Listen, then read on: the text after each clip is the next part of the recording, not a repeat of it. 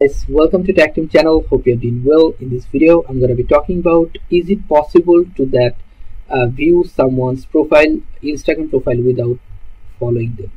So, in one word, is actually no. It's not possible to view someone's profile without their following them or without their permission. I mean, if you follow them, if they request you follow, then you will be able to view it. Let's see what Google says.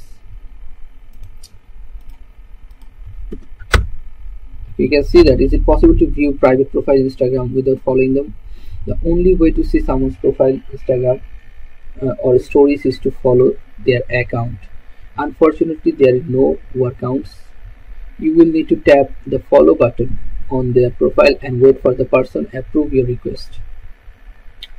Beware apps that claims they can get around Instagram privacy settings. There are many apps in the online Play Store, and you'll find many websites that claims that they will help you to view Instagram profile without following them, but that's actually scam. Okay, be aware of it. That might your Instagram account be hacked or something like this, so don't do this. Okay guys, so you got your answer, I think. So guys, if you find this video helpful, then please give a thumbs up and don't forget to subscribe the channel. Thank you so much for watching the video.